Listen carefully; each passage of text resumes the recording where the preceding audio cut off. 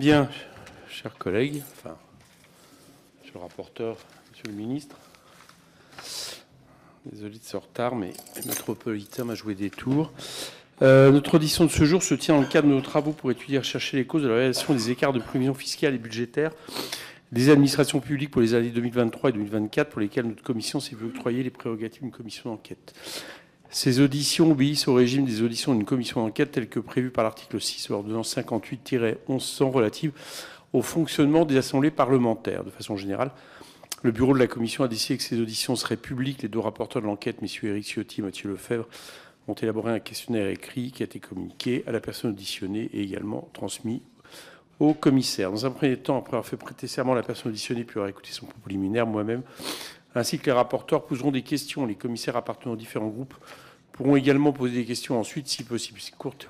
Enfin, bon, vu le nombre présent, je serai évidemment très laxiste sur le temps de questions pour que chacun puisse pour les poser celles qu'il est nécessaire. Je rappelle que notre audition est transmise en direct sur le site de l'Assemblée nationale. L'enregistrement audiovisuel sera ensuite disponible à la demande. Monsieur Laurent Saint-Martin, vous avez été ministre chargé du budget et des comptes publics de septembre à décembre 2024. Je vais vous demander de prêter serment de la vérité, de la vérité, rien que la vérité. Monsieur Saint-Martin, je vous invite à lever la main et à dire « Je le jure ». Je le jure. Merci. Je vous propose de commencer par un propos liminaire. Merci, Monsieur le Président. Monsieur le rapporteur, Mesdames et Messieurs les députés, je vous remercie à mon tour de me laisser la possibilité de répondre à vos interrogations sur les comptes 2023 et 2024. Si vous me le permettez, je structurerai mon propos en reprenant la chronologie des textes budgétaires de l'automne dernier. Comme vous le savez, le gouvernement de Michel Barnier est nommé le 21 septembre 2024. C'est à cette date que je prends mes fonctions de ministre auprès du Premier ministre chargé du budget et des comptes publics. Je prends connaissance à ma prise de fonction des dernières remontées comptables transmises par la Direction générale du Trésor qui font état d'une dégradation préoccupante des recettes fiscales et, dans une moindre mesure, des dépenses publiques, notamment celles des collectivités. Selon le Trésor, le solde public s'établirait à moins 6,3% du PIB en 2024 et moins 6,9% du PIB en 2025, sans mesure nouvelle, du seul fait de l'évolution tendancielle des dépenses des administrations publiques. Cela représente un dérapage significatif par rapport à la prévision de juillet que les ministres avaient présentée le 9 septembre devant votre commission, faisant alors état d'un déficit à moins 5,6% du PIB en 2024 et moins 6,2% en tendanciel en 2025. Dès ma prise de fonction, dès le 25 septembre 2024, je me rends devant votre commission aux côtés du ministre de l'Économie, des Finances et de l'Industrie, Antoine Armand, pour faire la transparence sur l'état des comptes 2024 à la lumière des remontées dont nous disposons à ce moment-là. Je vous informe alors que le déficit pour 2024 pourrait s'établir autour de 6% du PIB. Ce sont d'ailleurs les premiers mots de ma prise de parole. Je m'engage alors devant vous à tenir toujours un discours de vérité et de transparence, et je prends le même engagement auprès de la Commission des finances du Sénat, ainsi que des commissions des affaires sociales des deux assemblées. Ce sera ma méthode durant toute la durée de ce mandat. Plusieurs exemples me viennent d'ailleurs en tête pour illustrer cela. Lorsque je suis informé, par exemple, le 14 novembre d'un dérapage de 1,2 milliard d'euros sur nos dépenses de sécurité sociale, je prends immédiatement la tâche des commissions de l'Assemblée nationale et du Sénat pour signaler cet écart. Afin de prendre immédiatement des mesures correctives, le gouvernement a en conséquence actualisé des trajectoires des finances publiques dans le PLFSS et le PLF en cours d'examen. De plus, il a pris des mesures pour limiter l'impact sur les finances publiques en 2024 et 2025, notamment à travers la modification de la clause de sauvegarde. J'ai par ailleurs tenu à ce que les textes financiers soient actualisés en cours d'examen jusqu'au dernier moment, à partir des informations disponibles. Par exemple, l'article d'équilibre du projet de loi de finances de fin de gestion au Sénat, mis à jour postérieurement à la CMP le 3 décembre, cette actualisation visait notamment à tenir compte d'une nouvelle information sur les recettes de TVA 2024, avec une baisse de moins 1,4 milliard d'euros. Enfin, avec Antoine Armand, nous avons pris à bras-le-corps le sujet du monitoring ou du pilotage des finances publiques en bon français. Nous avons ainsi lancé un plan d'action pour les finances publiques et installé un comité scientifique afin d'éclairer l'administration d'expertise extérieure. C'est un comité qui a deux vertus. D'abord, la transparence vis-à-vis de la société civile des méthodes de prévision, l'amélioration des modèles de prévision grâce à un meilleur dialogue entre administration et scientifiques. Également une précision sur ce sujet, la qualité et la solidité des équipes de Bercy, je l'ai dit de façon constante, n'est pas et n'a jamais été, à mes yeux, en question. Je peux témoigner personnellement de leurs compétences, de leur expertise et de leur mobilisation sans faille. Le 27 septembre, le Premier ministre réunit un séminaire gouvernemental. La question budgétaire y fait l'objet de discussions dédiées et approfondies dans la perspective de la déclaration de politique générale. Le 1er octobre, dans sa déclaration de politique générale, le Premier ministre fixe un cap extrêmement clair pour le redressement de nos finances publiques. Ramener à 3% le déficit public à l'horizon 2029, en commençant par contenir ce déficit 2025 à 5% du PIB. Ce cap est précisé dans la foulée. Il s'agit de réaliser un effort de 60 milliards d'euros pour 2025, porté aux 2/3 par des baisses de dépenses publiques, pour 1/3 par des hausses de contributions temporaires et ciblées. Le 8 octobre 2024, le Haut Conseil pour les finances publiques rend son avis sur les prévisions macroéconomiques et sur l'article liminaire du projet de loi de finances et du projet de loi de financement de sécurité sociale pour 2025. Il valide les hypothèses retenues par le gouvernement qui, je le rappelle, serviront également de base au texte budgétaire de fin d'année, le PLFG pour 2024, j'y reviendrai dans un instant. Concrètement, cela signifie que la prévision est sérieuse et sincère. J'ajoute que le HCFP validera une deuxième fois ces hypothèses quelques mois plus tard, dans le cadre de l'examen du PLFG pour 2024. Je présente le PLF devant les commissions des finances des deux chambres dès le 10 octobre. Le constat que nous faisons avec Antoine Armand est assez simple. Si nous ne faisons rien, la dynamique spontanée de la dépense publique pourrait porter le déficit à environ 7% en 2025, et il faut donc absolument l'éviter. Nous proposons au Parlement, comme je viens de l'indiquer, que cet effort de 60 milliards d'euros soit porté donc par 2/3 par de la réduction de dépenses, 40 milliards d'euros, pour 1/3 par des contributions temporaires ciblées exceptionnelles pour 20 milliards d'euros. C'est un effort alors exigeant, dont je mesure l'ampleur et dont d'ailleurs cette ampleur est à la mesure de la situation. Notre pays a accumulé une dette qui s'élève alors à 3 220 milliards d'euros, soit 112% de notre PIB au deuxième trimestre 2024. Le 14 octobre, je présente dans l'hémicycle le projet de loi de règlement et d'approbation des comptes pour l'année 2023. Les comptes pour 2023 retracent une nette dégradation de nos comptes publics. En 2023, le déficit public est établi à moins 154 milliards d'euros, soit 5,5% du PIB. C'est une dégradation à la fois par rapport au résultat 2022 où le déficit s'établissait à 4,8%, et par rapport aux prévisions du dernier collectif pour 2023 qui prévoyait un déficit de 4,9% pour l'année. Deux constats sur ce niveau de déficit. Le premier, c'est que l'essentiel de la dégradation est lié au niveau de recettes, nettement moindre qu'attendu, dans un contexte dans lequel les événements exceptionnels des dernières années, en particulier les crises sanitaires et inflationnistes, ont rendu très erratique et beaucoup moins prévisible l'évolution des prélèvements obligatoires. Au total, la moins-value en recettes est de 21 milliards d'euros par rapport à ce qui était anticipé lors du débat parlementaire à l'automne 2023. C'est un sujet majeur, et alors nous nous sommes engagés avec Antoine Armand à renforcer les capacités de prévision et de suivi des dépenses et des recettes publiques au sein des ministères économiques et financiers, comme je l'ai mentionné. Le deuxième constat, c'est que la dégradation aurait été plus grave encore si le précédent gouvernement, c'est-à-dire celui dirigé par Gabriel Attal, n'avait pas agi pour maîtriser la dépense. Je tiens à cet égard à saluer l'action de mon prédécesseur, Thomas Cazenave, aux côtés de Bruno Le Maire. Grâce aux mesures de freinage déployées dès le printemps 2023, en ce temps-là c'était avec Elisabeth Borne à Matignon, notamment via la mise en réserve et par des annulations de crédits par décret de gestion, les dépenses de l'État et de ses opérateurs ont été inférieures au final de 7 milliards d'euros à ce que prévoyait la loi de finances de fin de gestion. Le 15 octobre, je complète ce tableau devant la représentation nationale lors de l'examen du projet de loi d'approbation des comptes de la sécurité sociale pour 2023. L'année 2023 a été une année de rééquilibrage des comptes de la sécurité sociale. Le déficit s'est établi à moins 10,8 milliards d'euros, en amélioration de 8,9 milliards d'euros par rapport aux résultats enregistrés pour l'année 2022. C'est une amélioration sensible, bien qu'inférieure de 2,1 milliards d'euros à la prévision inscrite en LFSS initiale. Les dépenses ont donc été maîtrisées et en particulier, il faut souligner que la trajectoire de l'ONDAM a été respectée. Les recettes ont été plus faibles qu'anticipées du fait du ralentissement économique observé en fin d'année. 3 branches sont restées déficitaires en 2023. La branche maladie, à hauteur de moins 11,1 milliards d'euros. la branche vieillesse à hauteur de moins 2,6 milliards d'euros et la branche autonomie à hauteur de moins 0,6 milliards d'euros. A l'inverse, les branches famille et accidents du travail et maladies professionnelles étaient en excédent. Deux facteurs expliquent l'amélioration des comptes sociaux. D'abord, nous sommes sortis de la crise sanitaire, donc les dépenses de protection qui étaient liées au dispositif de chômage partiel et au report de charges ont drastiquement diminué. Et ce n'est pas un tabou de retirer des filets de sécurité une fois les crises passées.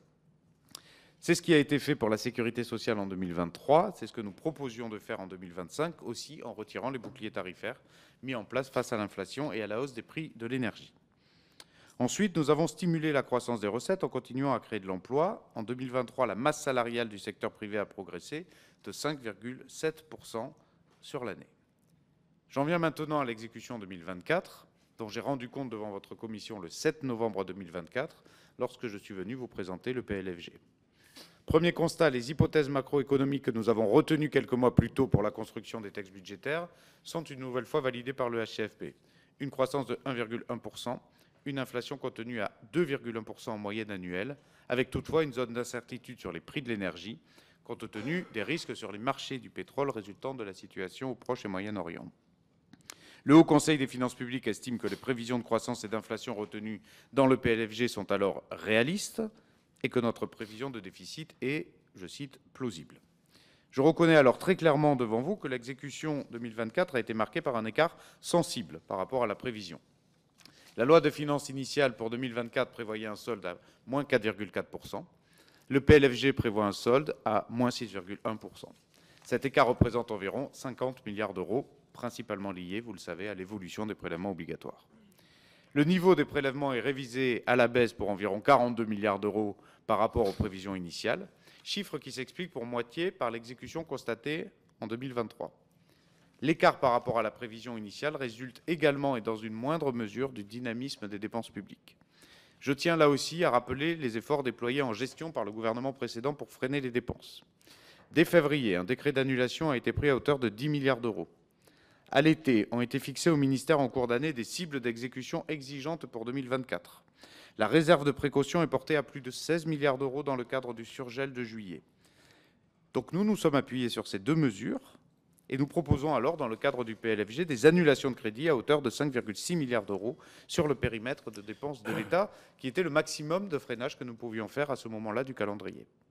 Au total, les 3/4 des 16 milliards d'euros de crédits mis en réserve ne seront pas consommés en 2024.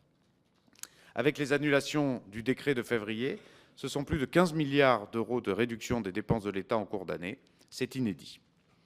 En tenant compte des mouvements inverses, en particulier l'effet des reports de crédit de 2023 et des ouvertures de dépenses imprévues et exceptionnelles pour 4,2 milliards d'euros, au total, l'exécution des dépenses de l'État est prévue 6 milliards d'euros en deçà du niveau prévu en loi de finances initiale.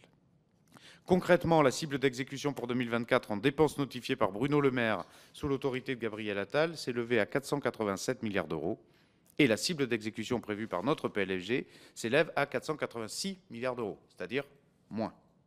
Nous avons donc fait le maximum de ce qui était possible de faire afin de maîtriser la dépense en 2024 dans le cadre et le calendrier qui était le nôtre.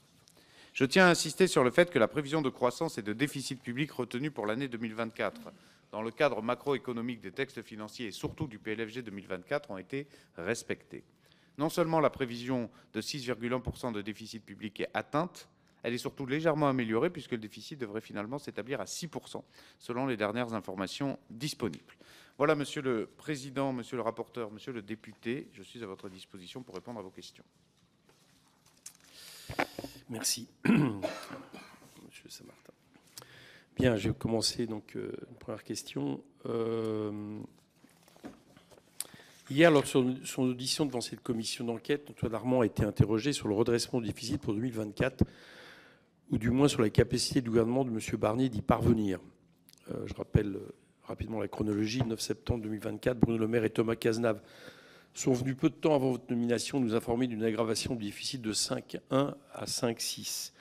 2 jours après cette audition, le 11 septembre, le Trésor actualise les prévisions. Une note est transmise au ministre pour les informer que le déficit s'établirait finalement à 6,3, moins 6,3, avant l'application des lettres de plafond et économie en discussion. Début octobre, lors du dépôt du PLF pour 2025, c'est finalement une prévision de 6,1 qui a été retenue, mais ce chiffre a été contesté par l'équipe précédente. Elle a effectivement considéré que vous avez choisi de laisser le déficit filer alors que l'objectif de 5,5 était tenable. Ça a été répété ici, notamment par Bruno Le Maire, lors des auditions. Je voudrais donc savoir si l'objectif de 5,6% que les ministres nous avaient présenté à la fin de l'été n'était pas trop optimiste. À votre arrivée, les mesures proposées pour y parvenir étaient-elles crédibles? Je pense notamment, par exemple, à la proposition de Bruno Le Maire d'annuler l'ensemble des crédits mis en réserve, soit 16,7 milliards d'euros. Alors je vous pose aussi cette question parce qu'hier, on a posé la même question à Antoine Armand, qui nous a dit que c'était, en dernière instance, le Premier ministre qui prenait ces décisions et que pour Bercy, c'était vous, en l'occurrence, en tant que ministre des Comptes publics. Et j'ai bien senti que c'était donc à vous qu'il fallait que je pose cette question. Merci, Monsieur le Président. Sur les différences d'appréciation du solde public en fin d'année 2024 par rapport à la connaissance des prévisions possibles par rapport aux différentes notes du Trésor à l'instant T, il est donc cohérent que les prévisions qui étaient à l'époque de 5,6% à la connaissance du gouvernement Attal aient amené les ministres à l'époque à prévoir un atterrissage sur l'année 2024 à 5,5%. Ce que j'ai expliqué dans mon propos liminaire, c'est que quand je suis arrivé, moi, au ministère du Budget et des Comptes publics, sous le gouvernement de Michel Barnier, nous avions une nouvelle note du Trésor qui donnait à moins 6,3% la prévision d'atterrissage en 2024. C'est donc sensiblement différent. Mais l'effort de freinage de la dépense publique a bien été similaire entre le gouvernement Attal et le gouvernement Barnier. Il peut y avoir quelques choix marginaux différents, mais enfin, l'effort de réduction du déficit a été le même. C'est juste que nous ne partions pas de la même base de prévision du déficit par des notes du Trésor qui n'étaient pas à la même date et au même moment. Et donc, c'est normal que la prévision d'atterrissage, si vous me passez l'expression, puisque nous ne pouvons pas suivre au jour le jour, bien sûr, ce qui rentre et ce qui est dépensé. Donc, il est normal que les prévisions d'atterrissage aient pu être différentes entre le gouvernement précédent, celui de Michel Barnier, et le gouvernement de Michel Barnier auquel j'appartenais. Sur la question du gel des crédits ou du surgel des crédits du mois de juillet et ce que l'on peut annuler. Au final, je l'ai dit, les trois quarts des 16 milliards d'euros entre les reports et les annulations de crédits n'ont pas été consommés en 2024. Les trois quarts des 16 milliards n'ont pas été consommés. Les annulations de crédits, donc à la hauteur de ce que j'ai cité, sont toutes les annulations de crédits que nous avons pu faire une fois que l'on a retranché les reports. Et vous vous souvenez des débats que nous avons eus, c'est vrai que nous avons depuis quelques années des reports plus importants que la normale, notamment liés au plan de relance, mais pas que. Et c'est vrai que ça, c'est une chose que nous devons réduire année après année.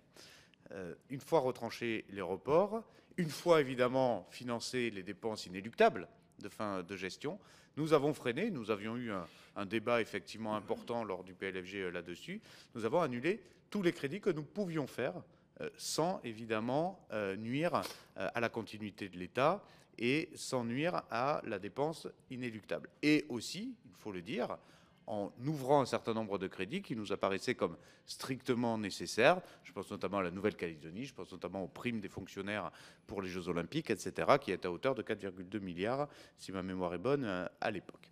Donc voilà, Monsieur le Président, pour vous répondre là-dessus. La logique de freinage au maximum de la dépense publique, et notamment de la dépense de l'État, a été à mes yeux similaire entre ce que le gouvernement Attal avait initié.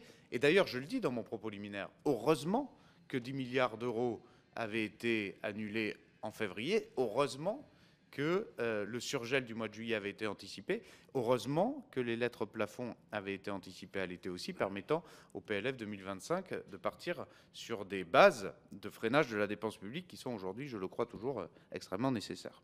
J'ai du mal à poser ma question, alors je vais vous la refaire autrement. Moi, je ne vous posais pas seulement la question de ce que vous avez pensé à ce moment-là. Ma question, c'était que bien plus tard, alors, dès octobre, ici d'ailleurs, dans les débats avec certains membres du socle commun qui expliquaient qu'il aurait mieux valu un PLFR qu'un PLFG, mais également, encore récemment, je vous dis notamment Bruno Le Maire, mais pas que, je crois que Gabriel Attal en a également parlé, l'idée défendue, c'est que vous auriez pu ne pas vous contentez d'atteindre, de vous donner comme objectif 6,1, mais qu'il était encore possible, en réalité, d'atteindre 5,6 quand vous étiez ministre. Ça nous a été dit. Donc moi, c'est votre regard là-dessus que j'aimerais connaître. Est-ce que vous pensez que c'est parce que les ministres précédents, au moment où ils ont dit ça et au moment où ils l'ont assumé plusieurs mois plus tard, étaient trop optimistes? Comment vous voyez en réalité, comment vous voyez cette critique? Parce que c'est une critique un peu implicite, quoi. Non, à nouveau, on ne partait pas. J'ai compris. Oui, mais c'est important parce que si j'avais eu une prévision moi-même de déficit de fin de gestion 2024 à 5,6, l'atterrissage à 5,5 m'aurait semblé tout à fait possible. En revanche, entre 6,3 et 5,5, ça nécessite un quantum de fin de gestion d'à peu près 20 milliards d'euros. 20 milliards d'euros. Il n'y avait pas sur la table des propositions permettant de faire 20 milliards d'euros d'économies. Quant au PLFR, ça c'est une autre question.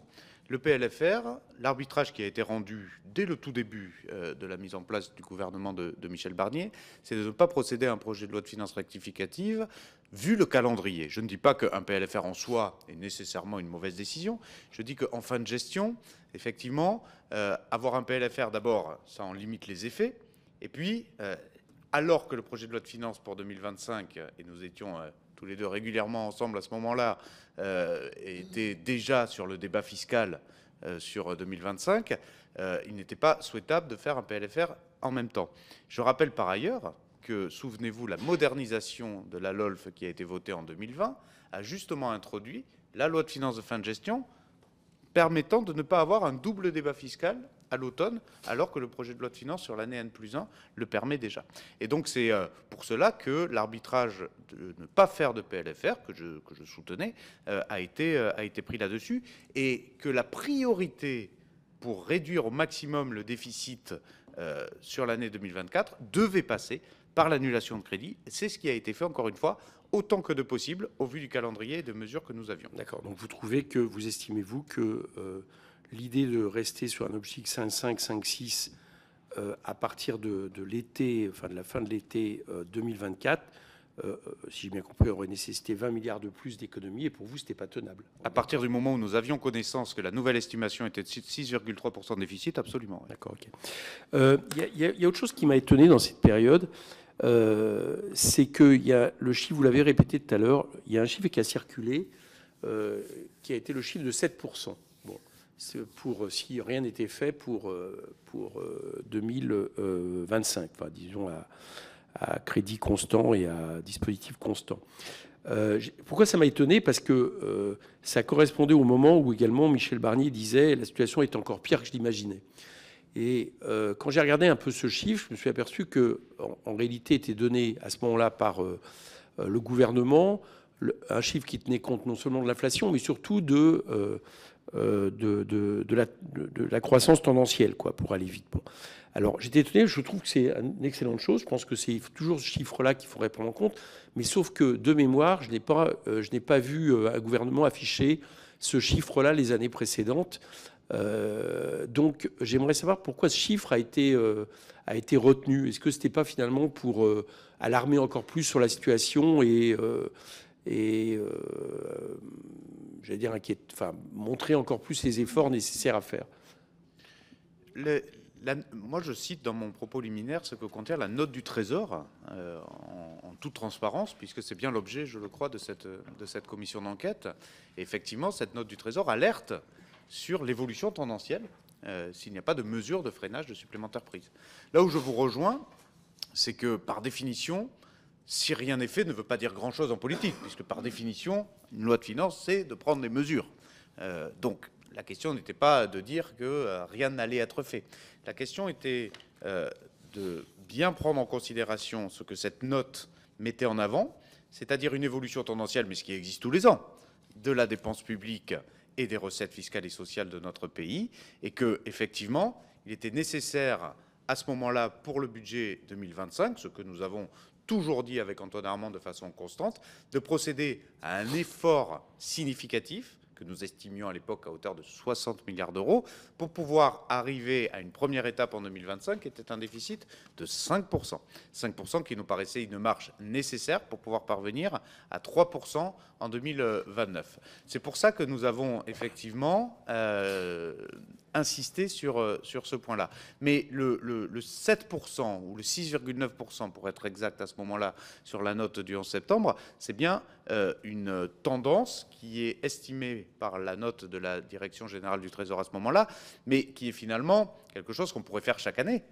Mais ça ne veut pas dire que rien ne sera fait.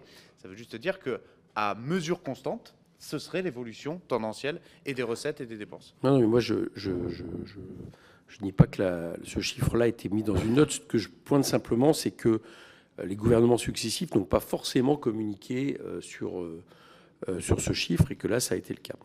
Bien, je voudrais revenir sur la question des recettes. Ici même, bon, vous savez que j'estime que les baisses d'impôts qui sont chiffrées à 62 milliards 2023 et qui ont notamment été quand même orientées vers la part les plus aisées et même très aisées de nos concitoyens expliquent fortement la question du déficit. Ça a été même confirmé ici par l'économiste Ekal et même par le Premier ministre Gabriel Attal, qui s'est félicité qu'on note que les dépenses publiques n'avaient pas explosé, mais que c'était bien une question de recettes qui n'était pas aussi forte que celle qui avait été exprimée, qui explique le déficit. Bien. Mais du coup, moi, je lui ai posé à ce moment-là la question, et je vais vous la reposer à vous. C'est à partir du moment où on diagnostique que le problème sont les recettes et que les dépenses n'ont pas augmenté, pourquoi le seul effort ou l'effort le plus considérable est fait sur la baisse des dépenses? Alors hier, Antoine Armand a justifié ça au nom de la courbe de l'affaire, bon, qui, contrairement à ce qui a été dit ici, est quand même une théorie qui est au moins interrogée, voire critiquée. Mais bon, soit, c'était sa position. Moi, j'aimerais connaître la vôtre. Est-ce que vous estimez que ce qui a été mis en place par le gouvernement, votre gouvernement, notamment des mesures portant à 8 milliards d'euros sur l'effort fait soit sur les ultra-riches, soit sur les grandes entreprises, était suffisant par rapport finalement à des mesures fiscales qui ont en partie expliqué la baisse des recettes, notamment en 2023-2024. Merci, Monsieur le Président. Là, vous me posez une question finalement de choix politique. Ça m'intéresse. Ça, je n'en doute pas. Je crois d'ailleurs, nous avons eu à plusieurs reprises lors de l'examen budgétaire. Nous n'avons pas effectivement la même appréciation de l'outil fiscal pour résoudre la problématique des finances publiques, mais même en général, en termes de politique économique pour notre pays. Et je crois que c'est très sain que nous puissions avoir des positions très différentes là-dessus. Je considère effectivement que dans un pays où les prélèvements obligatoires sont déjà les plus élevés d'Europe, l'impôt ne peut pas tout résoudre, que le débat fiscal que nous avons eu en première partie du projet de loi de finances 2025 a d'ailleurs démontré que la limite que nous pourrions avoir dans ce pays à passer par l'outil fiscal était, je crois, assez sensible. Et souvenez-vous des débats que nous avons eus. Il y avait aussi beaucoup d'opposition au fait de passer par de nouveaux prélèvements obligatoires. Ce que je crois a été fait avec justesse dans ce projet de loi de finances 2025 tel que présenté par le gouvernement de l'époque de Michel Barnier, c'est celui de se concentrer sur des prélèvements obligatoires qui devaient contribuer à la réduction du déficit parce que tout ne pouvait pas passer dans un quantum de 60 milliards d'euros par de la réduction de la dépense, mais à partir du moment où ces prélèvements obligatoires étaient ciblés, temporaires et exceptionnels. Et ça, c'est un mantra, et nous n'avons jamais varié de cela, avec notamment deux grandes mesures. La première, c'est la surtaxe sur l'impôt sur les sociétés, avec un rendement estimé à 8 milliards d'euros à l'époque, qui était une mesure contestée par beaucoup d'autres groupes, par ailleurs, et que nous avons assumée, parce que nous considérions qu'après, notamment la crise sanitaire qui avait très fortement protégé notre tissu industriel et d'entreprise, il était normal que les plus grandes entreprises, je rappelle que c'était un chiffre d'affaires au-delà d'1 milliard d'euros, que les plus grandes entreprises devaient contribuer à cet effort de réduction du déficit public. Donc ça, c'était la première grande mesure.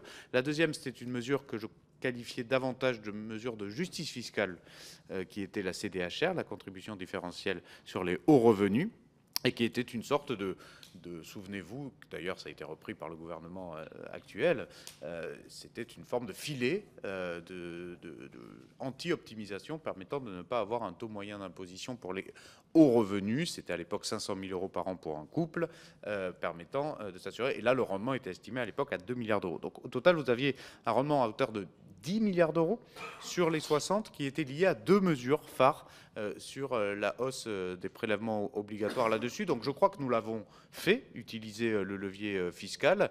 Nous ne l'avons absolument pas mis de côté. Ça nous a même parfois été reproché par d'autres formations politiques. Et je considère que quand on parle de fiscalité, quand on vous reproche d'un côté de ne pas en faire assez et de l'autre côté d'en faire un peu trop, peut-être, c'est peut-être une faiblesse d'esprit de croire ça, peut-être que vous êtes au bon endroit. Oui, enfin ça, bon. Ça, c'est une rhétorique qui peut discuter. Juste comme ces commissions d'enquête servent aussi à échanger des arguments, parce que vous avez eu le même argument qu'hier, Antoine Armand, puis qu'en général, sur les prélèvements obligatoires où on serait champion d'Europe. Ce n'est pas le cas dès lors qu'on monte au niveau des revenus. Je vous rappelle quand même que le rapport de la Cour des comptes sur le niveau d'imposition comparé montre que dès lors qu'on est à 50% au-dessus du revenu moyen, la France est troisième en Europe, derrière le Danemark et l'Allemagne, et à 250% du revenu moyen, elle n'est plus que cinquième, la Belgique est devant, etc. Et ça sur des pays cibles. C'est juste pour... Et là, les questions des taxes dont je parle, elles concernent bien cette population-là, mais j'ai retenu que vous estimiez que les mesures prises étaient suffisantes. Je voudrais vous interroger maintenant sur les prévisions de recettes. Alors, on le sait, l'optimisme des gouvernements précédents explique les écarts sur les recettes en 2023 et 2024, et cette cause était bien connue lorsque le budget 2025 a été préparé. Je voudrais donc savoir, dans les quelques semaines au cours desquelles vous avez participé à l'élaboration du budget, quelles précautions ont été prises pour éviter finalement de se retrouver à nouveau avec de tels écarts? La question que vous posez finalement renvoie à la problématique de l'élasticité qui est, je crois, au cœur du différentiel entre les taux de croissance et le niveau de recettes. C'est l'explication première des mauvaises surprises qu'il y a pu avoir en 2023 et 2024 en termes de recettes fiscales. La première chose que je voudrais dire, c'est qu'il ne faut pas oublier qu'au lendemain de la crise, notamment Covid, et puis ensuite inflationniste, il y avait eu, à l'inverse, un écart favorable aux recettes fiscales par rapport à la croissance. Donc, il y avait eu effectivement une prévision d'élasticité qui avait été inférieure au réel sur 2022, et puis qui avait été effectivement dans l'autre sens en 2023, et puis en 2024.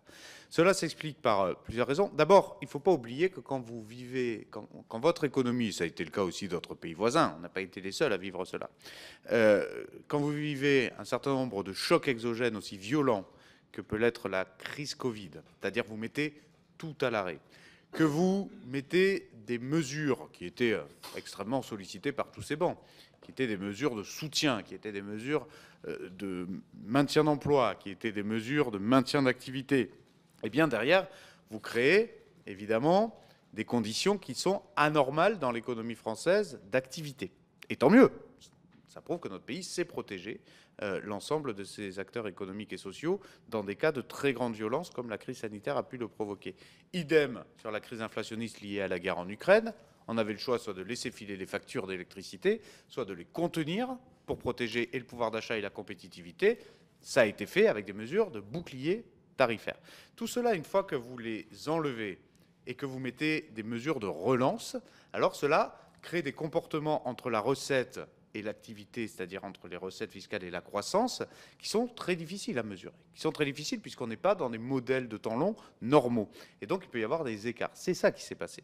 Et donc, il y a eu des écarts effectivement significatifs, d'abord à la hausse sur le début des effets du plan de relance, et puis ensuite à la baisse, notamment sur l'année 2023 et 2024.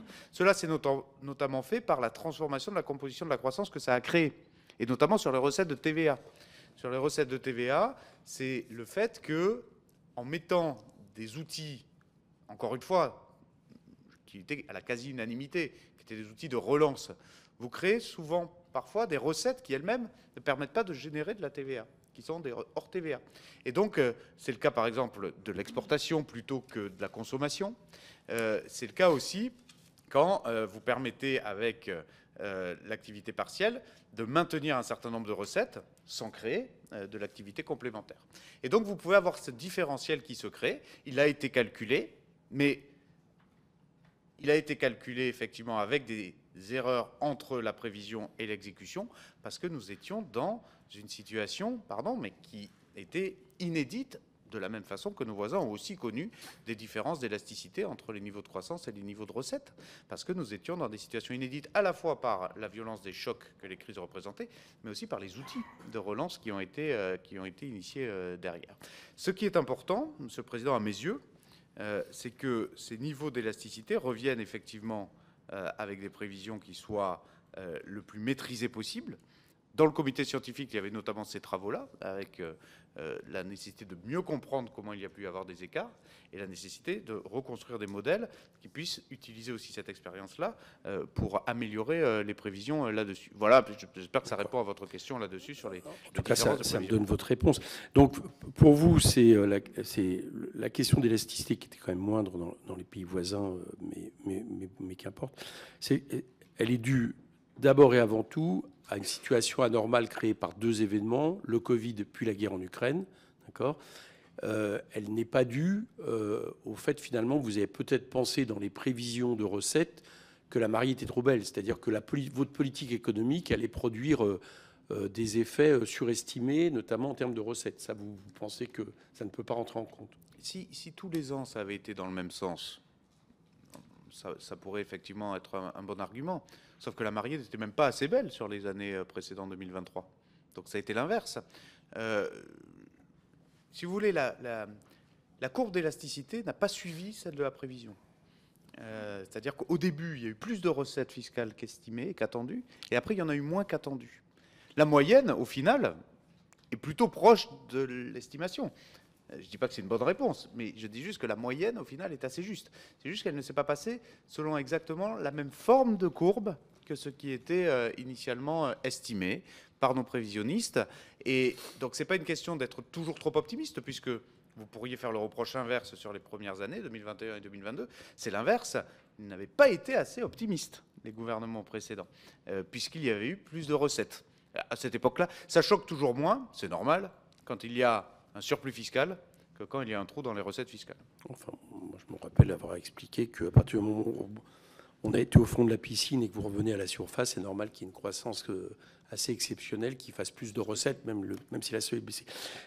Est-ce que moi j'observe, alors, en termes de chiffres retenus par le précédent gouvernement fin 2023, les chiffres également des alertes qu'ils avaient de manière contemporaine à la fois sur le déficit de 2023 et ce qui était déjà annoncé pour 2024, manifestement, ils ont pris des chiffres qui ne tenaient pas compte de ces alertes, tant dans le PLF que dans la loi de programmation.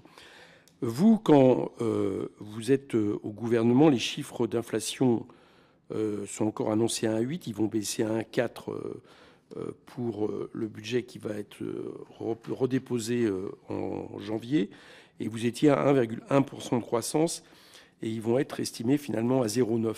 Bon. Est-ce que vous ne pensez pas qu'il peut y avoir aussi un effet d'un gouvernement qui n'a pas de majorité absolue? Alors déjà, c'était vrai en 2024, et c'est encore plus vrai pour vous, de finalement, pour essayer de passer l'obstacle, de prendre les chiffres... je ne dis pas d'inventer des chiffres, mais disons de prendre les chiffres les plus optimistes pour arriver à bâtir quelque chose qui a des chances d'être adopté, ou en tout cas à être moins bloqué possible. Est-ce que la situation de ne pas avoir de majorité ne peut pas induire justement des effets sur les prévisions? Écoutez, je vais vous répondre sur la période qui a été la mienne. Il y a toujours eu le souci, d'abord, de lire avec beaucoup d'attention les prévisions qui nous étaient proposées, d'essayer de construire un budget dans le calendrier qui était le nôtre le plus sincère, et d'être très à l'écoute des retours et des commentaires, notamment du Haut Conseil des finances publiques, qui est là aussi pour juger de la crédibilité de ces prévisions-là. Et je l'ai dit et je le répète, il était très important pour nous d'avoir, en commentaire du Haut Conseil des finances publiques, le caractère crédible et plausible de nos prévisions de croissance et d'inflation, ce qui a été le cas. Ce qui a été le cas. Et je le répète, sur l'atterrissage de la fin de gestion 2024, qui sera finalement, de mon mandat, ma seule vérité des prix, sur les prévisions que j'ai moi-même formulées avec Antoine Armand, nous avions dit 6,1. Cela, quand nous étions encore à ce ministère, a bien été maintenu à 6,1 et maintenant s'améliore même à 6%. Donc je considère là-dessus que nous n'avons jamais été trop optimistes, nous avons toujours été prudents mais surtout justes, je le crois, dans nos prévisions et elles ont toujours été qualifiées comme telles. J'ai une dernière question.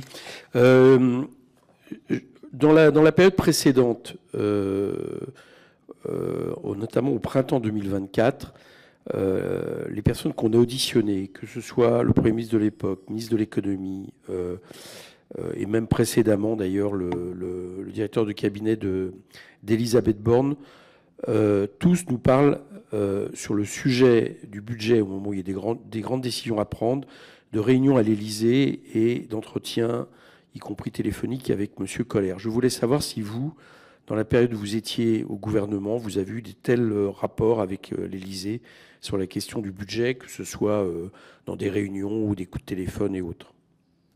Non, le fonctionnement sur la construction et pendant l'examen du budget est très simple au sein du gouvernement. Les arbitrages se font à Matignon. J'étais par ailleurs, c'était une fonction d'ailleurs assez originale là-dessus, moi-même ministre auprès du Premier ministre là-dessus. Donc les contacts, les arbitrages, les décisions, évidemment, étaient sur ma proposition, mais toujours arbitrés par le Premier ministre, en lien évidemment avec son directeur de cabinet et son cabinet. D'accord, donc vous n'avez eu aucun contact, etc. D'accord. Ok, merci. Mathieu Lefebvre, c'est à vous la question. Merci, Monsieur le Président. Monsieur le Ministre, vous avez évoqué la mise en place du comité scientifique à Bercy avec des personnalités extérieures. Antoine Armand nous a dit hier qu'il y avait eu un premier relevé de conclusion fin décembre. Est-ce que vous pourriez peut-être nous indiquer les pistes qui ont été évoquées, à la fois pour améliorer le suivi de la dépense et des recettes? Et je viendrai ensuite dans le détail peut-être sur vos préconisations, en tout cas votre sentiment sur l'amélioration des prévisions de recettes d'impôt sur les sociétés. Le Sénat propose notamment de supprimer le mécanisme d'autolimitation, peut avoir des effets de contrainte pour nos entreprises. Est-ce que vous considérez que ce type de mesure est à même d'améliorer la prévision d'impôt sur les sociétés? Excusez-moi, monsieur le rapporteur, je vous demandais de répéter votre deuxième question parce que j'étais... Le Sénat propose de supprimer le mécanisme d'autolimitation par les entreprises sur l'impôt sur les sociétés afin d'éviter les écarts à la prévision et la volatilité du cinquième acompte, ce qui crée une forme de contrainte supplémentaire et un peu moins de souplesse pour les entreprises. Est-ce que vous pensez que c'est une piste vers laquelle on doit aller? Ou bien, Antoine Armand a proposé également, et d'autres personnes auditionnées, de faire un échantillonnage des entreprises tout au long de l'année pour éviter de se fixer sur l'EBE et donc d'avoir une prévision erronée comme nous l'avons eu. Oui. Sur le comité scientifique, les conclusions que vous évoquez, elles ont été transmises après la fin de mon mandat, donc elles ne m'ont pas été directement communiquées. Ceci dit, j'ai souvenir de l'installation de ce comité scientifique et c'est vrai que il y avait... Je crois que c'était vraiment quelque chose de nécessaire, qui va permettre d'abord d'avoir, comme je le disais en propos liminaire, la jonction du scientifique et de l'administratif de façon plus ambitieuse. Et je crois que c'est nécessaire là-dessus, de mieux comprendre justement la période que le président a citée entre le cœur de la crise et les périodes de rebond et de relance. Et je pense que ce ne doit pas être considéré comme l'alpha et l'oméga de la correction des erreurs de prévision possibles.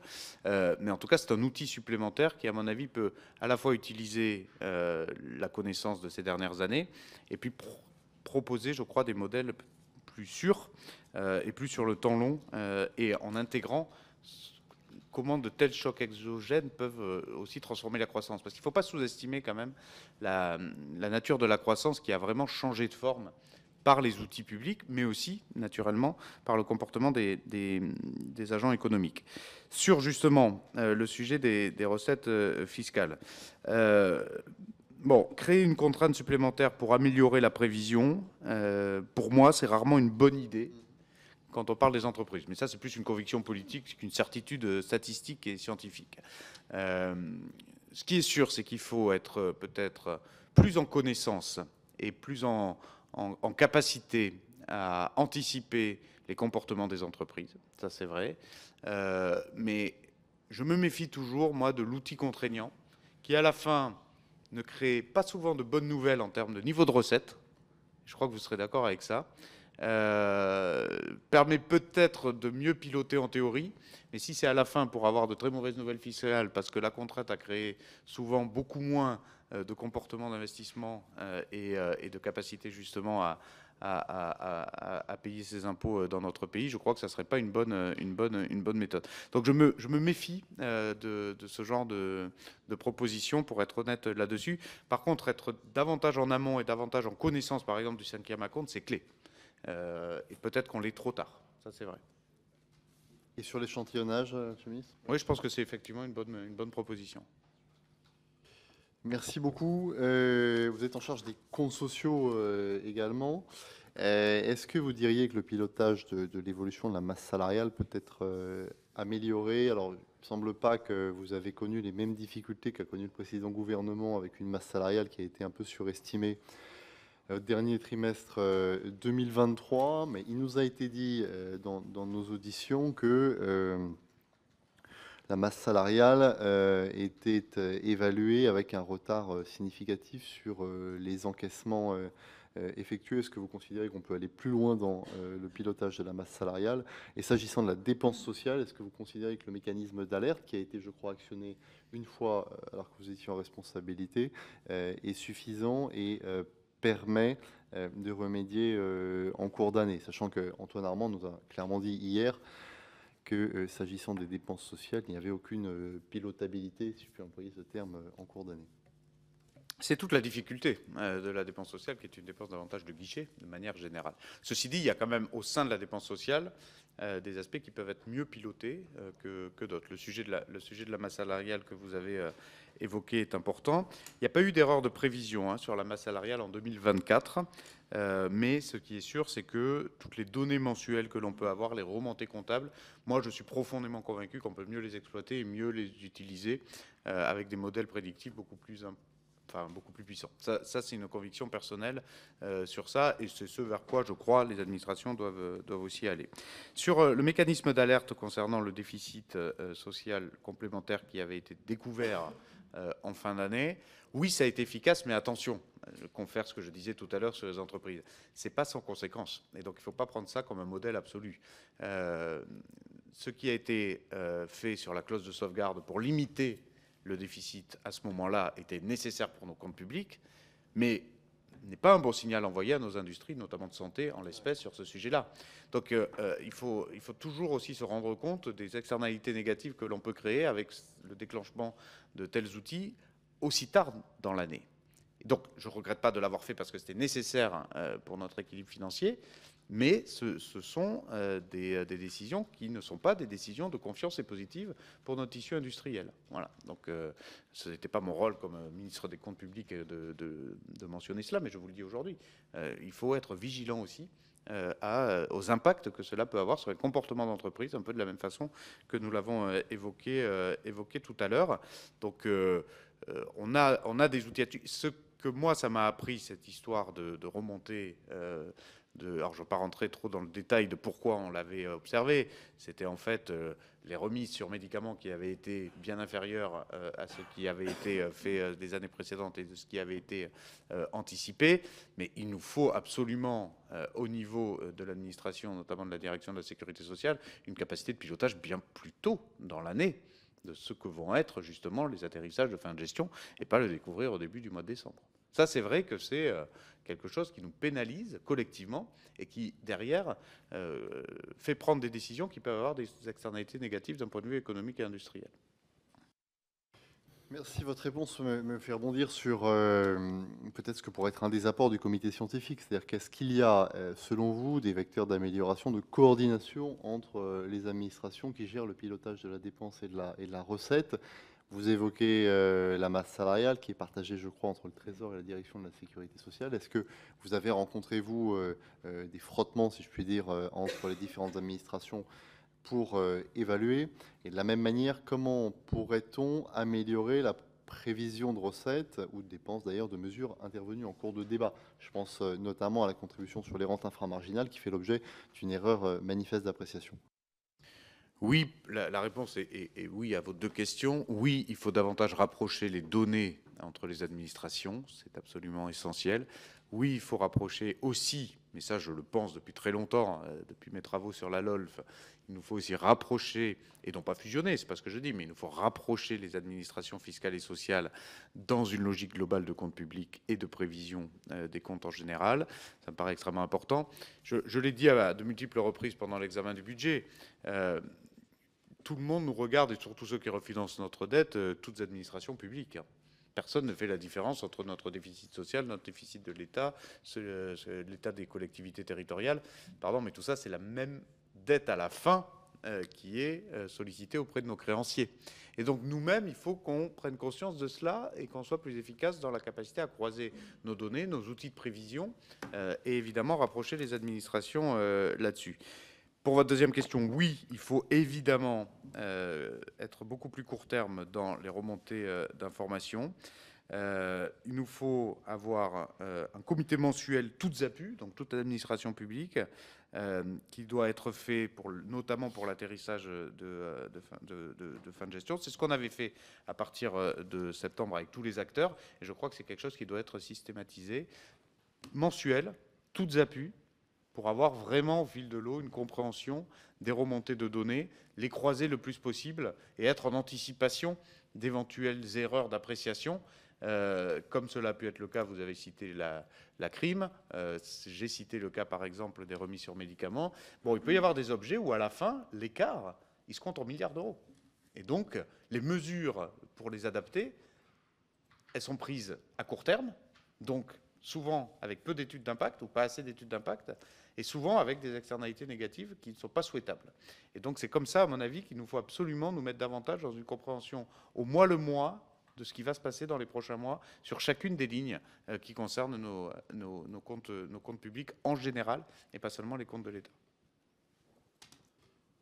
Merci beaucoup. Toujours dans cette logique d'appréciation toutes administrations publiques, vous l'avez dit, dans le sujet qui nous occupe, l'évolution de la dépense de l'État n'est pas en cause. Elle a même été améliorée, sous votre autorité d'ailleurs, en 2024 par rapport à 2023. Et hier, le ministre Armand nous a indiqué que entre juillet 2023 et septembre 2024, les 2 tiers de la dégradation de la prévision de déficit étaient liés à l'accroissement du besoin de financement des collectivités locales. Quel regard portez-vous sur cette appréciation, et est-ce que vous considérez que le gouvernement a peut-être péché par prudence dans la mesure où les hypothèses de croissance de dépenses, notamment de fonctionnement retenues, étaient celles qui prévalaient avant la suppression du mécanisme de l'article 23 de la loi de programmation des finances publiques? Je ne sais pas si le gouvernement précédent a péché dans ses prévisions. Ce qui est vrai, c'est qu'on a observé effectivement une dépense locale plus importante. Probablement pas tant sur une question d'écart de prévision que finalement de calendriers qui sont croisés aussi. Un calendrier électoral lié à un décalage, là encore lié aux crises, sur les décisions d'investissement. Et donc le mandat 2020-2026 ne s'est pas comporté de la même façon que les mandats précédents, notamment sur le bloc communal. Et donc ça explique aussi en bonne partie que les décisions à la fois en fonctionnement et en investissement n'ont pas été tout à fait celles d'un cycle normal. Donc elles ont été plus importantes effectivement en 2024. Même si j'ai bien compris, même si les chiffres sont sortis après mon mandat, que les dépenses finalement ont été moins importantes que ce qui avait pu être attendu sur la fin de l'année 2024. Mais plus importantes, vous avez raison, que les prévisions initiales. là-dessus. Donc oui, c'est vrai que la dépense locale a été une des raisons de l'accroissement du déficit en 2024, nous l'avons dit. Nous ne l'avons jamais fait en ce qui concerne le gouvernement de Michel Barnier en accusant, nous l'avons fait en constatant, et nous l'avons fait peut-être en regardant aussi différemment à nouveau les calendriers d'investissement et de dépenses de fonctionnement des collectivités qui étaient probablement à repenser au vu à la fois des crises et du cycle électoral tel que modifié. Merci beaucoup. J'ai une dernière question, plus d'ordre macroéconomique. Vous avez évoqué les chocs exogènes qui ont perturbé les modèles de prévision et l'impact de la crise sanitaire, en rappelant d'ailleurs que le sujet qui nous incombe n'est pas tant un sujet de prévision de croissance qu'un sujet de transmission de cette croissance, notamment en matière de recettes. Est-ce que vous considérez que la perte de productivité de l'économie française, que révèle l'INSEE, notamment depuis la crise sanitaire, a pu jouer un rôle et a pu rendre, dans le fond, je dirais, la croissance un peu moins juteuse en recettes qu'elle ne l'était auparavant? La réponse est oui, et la réponse est aussi du fait que nous avons encore une fois, mais comme beaucoup d'autres pays l'ont fait, et il fallait le faire, nous avons mis des mécanismes de maintien d'activité économique. Il faut bien comprendre que quand on met des mécanismes de maintien avec de l'argent public, vous ne créez pas les mêmes conditions de recettes que la croissance que vous permettez de poursuivre. Donc il y a ce hiatus-là qui avait été anticipé. Il ne faut surtout pas laisser penser que cette élasticité-là n'a pas été anticipée. Elle a juste été différente de la courbe initialement prévue, parce que je considère en toute objectivité que c'est extrêmement complexe sur une crise qui n'a jamais eu cette ampleur-là, de savoir précisément comment vont se comporter justement les différences entre croissance et recettes fiscales. Mais la productivité, c'est le même problème, effectivement. C'est-à-dire que plus vous perdez de la productivité, plus vous créez ce hiatus-là aussi. C'est la même logique. Donc la réponse est oui, et c'est pour ça, on ne peut pas rentrer dans ce débat politique, ce n'est pas l'objet ici, mais c'est pour ça justement que, aussi pendant ce débat budgétaire 2025, a été mis sur la table la question du temps de travail, a été mis la question de la productivité, qui est en France et en Europe, il faut le regarder aussi à l'échelle européenne, probablement l'un des plus gros défis des prochaines années dans la compétition économique mondiale. Là, c'est plutôt mon nouveau portefeuille qui parle. Merci beaucoup. Merci. David Guiraud. Ah non, pardon, excusez-moi. Je suis désolé. Oui, Madame Roy, pardon, excusez-moi. Oui, Monsieur le Ministre, bonjour. Monsieur le Président, bonjour. Monsieur le Ministre, je viens de vous entendre dire à propos du prix des médicaments qu'il y avait eu des variations de prix qui n'avaient pas été suffisamment anticipées. Ça me permet de vous poser, en rebondissant sur cette idée, la question, un budget, on est tous d'accord pour dire que c'est des prévisions. Dans un monde normal, dans les entreprises, mais à mon avis, c'est encore pire pour le budget de la France, lorsqu'on fait des prévisions, on les surveille. On les surveille au jour le jour ou au mois le mois. Ce que moi, je ne m'explique pas, depuis que j'entends toutes les auditions, c'est que sur les dérapages qui ont forcément été constatés, il n'y a eu jamais aucune correction. Et je ne veux pas entendre que les dérapages ne pouvaient pas être connus au fur et à mesure. Par exemple, la TVA, elle est connue des services fiscaux au mois le mois, puisque toutes les entreprises doivent les déclarer au mois le mois et les payer au mois le mois. Donc on sait aussi, par exemple, qu'il y a des baisses de consommation et donc des augmentations d'épargne, forcément. Les DMTO, on a aussi beaucoup parlé d'une prévision très optimiste sur les DMTO. Mais les DMTO, à l'époque, la télévision parlait sans arrêt du blocage du marché immobilier, de l'augmentation des emprunts, de la baisse des prix de l'immobilier. Donc venir dire un an après, on ne pouvait pas deviner, c'est pas vrai, c'était toutes les semaines que tout le monde en parlait. Alors j'en arrive à ma conclusion, et pardon d'être aussi franche, est-ce que vous ne pensez pas qu'il y aurait eu à l'époque, au mieux, une volonté délibérée de ne pas vouloir voir, et éventuellement une volonté de cacher à la France la situation? J'ai fini. Merci Madame la députée. J'ai répondu tout à l'heure effectivement à cette problématique. Je ne crois pas qu'il y ait eu, même si ce n'est pas sur ma période de ministre que je réponds, mais je ne considère pas, moi, pour les 3 mois que j'ai exercé, qu'il y ait eu un optimisme coupable, puisqu'il y avait eu avant, finalement, on aurait pu à ce moment-là le reprocher, un pessimisme coupable dans ce cas-là. Souvenez-vous, les recettes fiscales sur 2021-2022 sont supérieures et bien supérieures à la prévision. Donc là, c'est l'inverse. Il n'y avait pas assez de rentrées prévues par rapport au réel. Donc c'est bien la forme de la courbe qui a été différente, avec une moyenne finalement à la fin assez proche de la prévision là-dessus. Mais là où je vous rejoins, donc la réponse est non par rapport à votre question. Je ne considère pas qu'il y ait eu des choses cachées, des choses. Ce que je considère en revanche, c'est que la différence entre le niveau de croissance et le niveau de recettes, donc cette élasticité, ne s'est pas comportée de la même façon que ce que les prévisions avaient estimé. C'est-à-dire, ils pensaient d'abord que ça serait, en gros, pour le dire très schématiquement, une courbe comme cela, et elle est partie comme cela. Donc ça, c'est vrai que ça a créé des hiatus et des différences importantes de recettes, d'abord à la hausse, puis après fortement à la baisse. Et je ne dis pas que ce n'est pas un problème, c'est un problème. Et donc on a besoin de resserrer effectivement les prévisions au maximum. Vous avez raison, les prévisions par exemple sur les comptes sociaux et le cas du médicament que j'ai évoqué, pour moi, sont trop tardives. Ça nous a, souvenez-vous, fait avoir des réactions immédiates. Donc ça, je m'en félicite parce qu'il nous fallait l'avoir, notamment sur la clause de sauvegarde. On a limité le déficit que cela a créé, mais il nous faut avoir des remontées de données plus fréquentes. Et c'est pour ça que je citais à la fois la nécessité de rapprocher les données sociales des données fiscales, ça me paraît extrêmement important, et d'avoir justement des remontées mensuelles le plus possible sur les données permettant de construire des modèles de temps long. Et ça, c'est le comité scientifique justement qu'on avait mandaté avec Antoine Armand qui est chargé de le faire. Ce que je peux juste vous dire enfin, c'est que la notion de réaction et de correction concernant mon mandat de 3 mois, non seulement j'ai toujours été très transparent sur les données que j'avais à disposition, sur le cas du médicament, je l'ai donné le soir même. Dès que j'ai eu l'information, le soir même, aux 2 commissions des affaires sociales et des finances de l'Assemblée nationale et du Sénat. Et j'ai annoncé les décisions que nous allions prendre pour essayer de corriger au mieux, et sur 2024 et sur 2025, les conséquences que cela crée. Comme je l'ai dit à monsieur le rapporteur, ces conséquences, elles ne sont pas neutres pour certains acteurs, notamment comme les industries de santé, qui voient à travers la clause de sauvegarde parfois un coup de canif dans le contrat de confiance qui avait été fait avec elle. Et donc, ce n'est pas totalement neutre.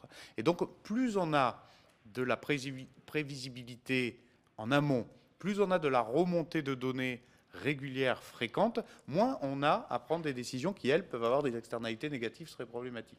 Donc là-dessus, sur ce point, je suis parfaitement d'accord avec vous. Monsieur Guiraud. Merci, Monsieur le Président. Bon, moi, il y a toujours des déclarations qui m'étonnent dans le débat public. Il n'y a pas de baisse des recettes. Moi, je le dis souvent, il y a des transferts de recettes, mais il n'y a pas de baisse de recettes. Les recettes issues des impôts sont en augmentation constante depuis plusieurs années. Donc, c'est juste qu'il y a un choix politique qui est fait de les extraire du budget de l'État. S'agissant de l'absence de projet de loi de finances de PLFR, Bruno Le Maire impute cette responsabilité-là à Emmanuel Macron. La question, c'est vous, quand vous arrivez en automne, vous avez, en première intention, on va dire, proposé quelques mesures de justice fiscale qu'on a estimées très maigres, mais vous proposez des mesures. Et puis au final, d'ailleurs, vous êtes critiqué là-dessus, y compris par monsieur Le Maire et d'autres membres de la majorité présidentielle. Vous êtes critiqué par cela. Et au final, on n'a pas de PLFR qui est déposé. Comment ça se passe dans les discussions quand même? Parce que vous étiez pour faire ces mesures, si on a bien compris, si on a bien suivi. Comment ça se passe pour que quelque part, mettez-y le mot que vous voulez, soit vous renonciez, soit vous changiez d'opinion. Pourquoi est-ce que vous êtes dissuadé quelque part de déposer un PLFR? Quel est le schéma de décision? Est-ce que c'est une décision personnelle prise sans aucune discussion avec personne?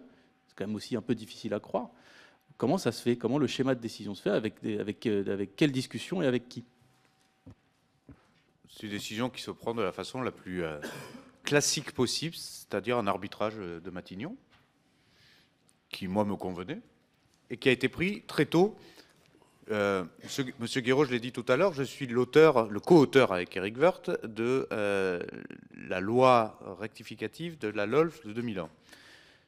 l'une des grandes avancées à mes yeux de cette nouvelle LOLF, c'est qu'il n'y a plus de PLFR de fin de gestion, mais c'est un PLFG de fin de gestion, qui permet justement de ne pas avoir à rouvrir un débat fiscal en même temps que le débat fiscal se tient pendant le projet de loi de finances. Donc on ne rouvre pas de dispositions fiscales en fin d'année. C'est important pour la clarté des débats, c'est important aussi pour les acteurs, qu'ils soient ménages ou entreprises, qui sont concernés, même collectivités, par ces mesures fiscales. Et à mes yeux, on n'ouvre pas un PLFR en fin d'année. Voilà. Et donc, c'est l'arbitrage qui a été rendu. Vous me demandez les voies et moyens de l'arbitrage le plus classique possible. C'est un arbitrage de Matignon qui a été rendu et qui convenait aussi à ma conviction, c'est-à-dire que c'était par le freinage de la dépense publique que devait se passer le ralentissement au maximum de l'augmentation de la dépense publique sur la fin d'année 2024, et donc pour réduire au maximum le déficit, nous l'avions estimé à 6,1, il finira finalement autour de 6%.